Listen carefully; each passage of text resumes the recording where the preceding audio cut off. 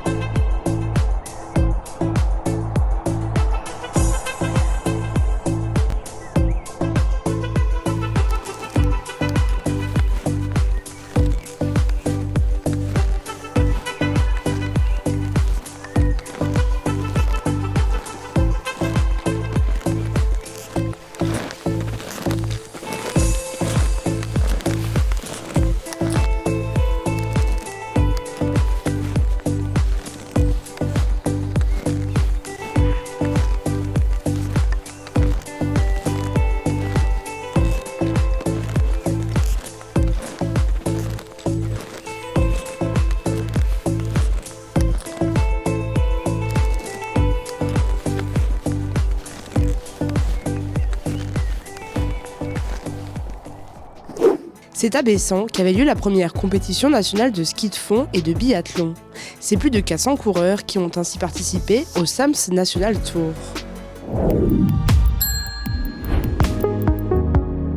Située sur un haut plateau à 1700 mètres d'altitude, la station de Bessan était la première station française à accueillir une compétition nationale de biathlon et de ski de fond. Un lieu emblématique de ce sport. Les équipes s'échauffent, se préparent ici sur le mois de novembre avec des stages sur la neige donc mis en place avec le snow farming. Donc ils ont leurs repères et puis commencer ici ça a du sens par rapport à ça. Et au-delà de ça, c'est que c'est l'endroit parmi les mieux enneigés, donc c'est normal de commencer ici. Là. Le Sams Tour est le rendez-vous incontournable de ce début de saison. Au programme 4 jours de compétition, débuté par le ski de fond, puis terminé par le biathlon. Alors les formats prévus, des sprint et sprint courts, avec la particularité d'associer les U17 aux U19, U22 seniors.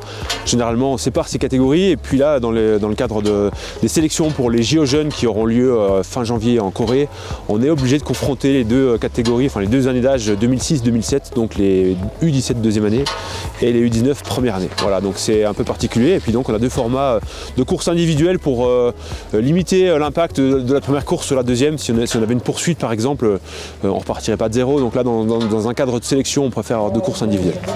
Cette année, la compétition de biathlon était ouverte aux nations étrangères.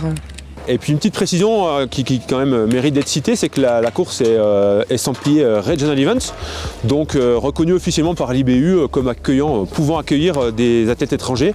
Donc aujourd'hui et hier, on a donc des athlètes de la Belgique et puis de l'Italie également, avec même deux athlètes polonais qui étaient présents. Donc voilà, une ouverture à l'international pour cette ouverture de saison. Un beau début de saison avec plus de 300 participants pour le ski de fond et 150 coureurs pour le biathlon. Direction la station des Carélis, quelques jours seulement avant l'ouverture du domaine skiable. Une montagne qu'il faut façonner et préparer avant l'arrivée des touristes.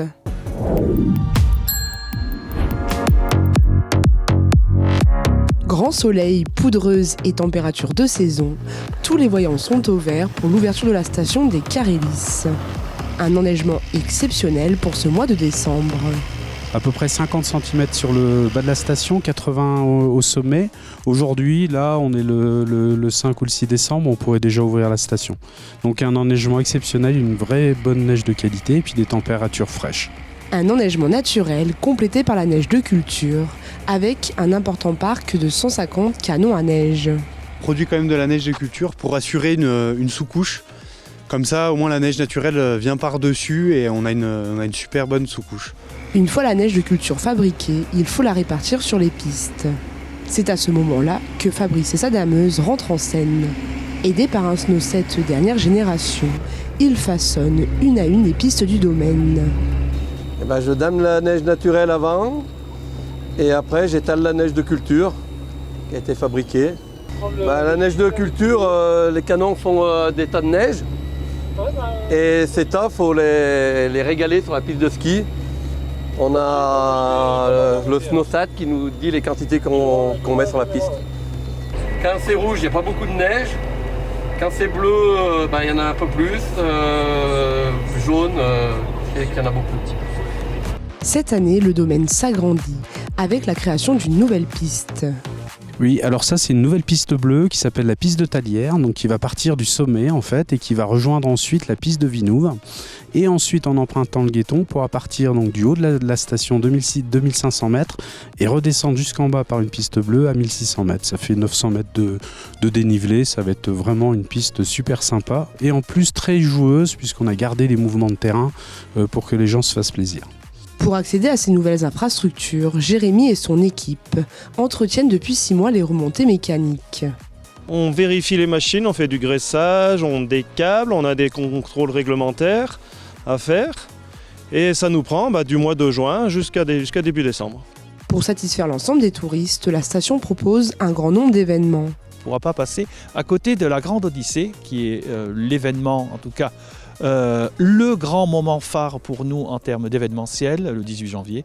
On reçoit donc cette magnifique course qui a connu un succès l'an dernier phénoménal. Donc on apporte encore des petites touches d'amélioration avec une animation Grand Nord que l'on va faire avec un côté pédagogique aussi. Deuxième temps fort qui est un ADN des Carélis, c'est les K-Games. Les Winter K-Games qui sont en fait la volonté de faire découvrir des sports de montagne. Alors il y a des chronométrages sur le border cross, il y a du tir biathlon dans des vraies conditions. C'est pas du laser, c'est avec un champion. Il y a aussi le ski de vitesse pour aussi sensibiliser à la vitesse sur les pistes. Il y a le Feski-Ski aussi, début février, où il va y avoir des orchestres de jolies renommées qui vont être placés à un endroit très très beau à l'arrivée du télésiège, de notre télésiège du Vinouve. C'est la fête du printemps. On a décidé cette année, on pense que c'est un événement, en tout cas pour les montagnards, ils me comprendront, c'en est un.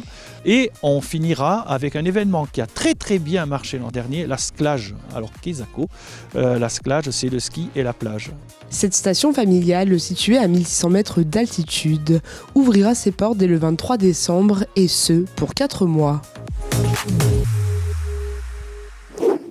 Votre ZAP touche à sa fin. Merci d'être toujours aussi nombreux à nous suivre. Retrouvez l'intégralité des reportages sur les réseaux sociaux et sur les box.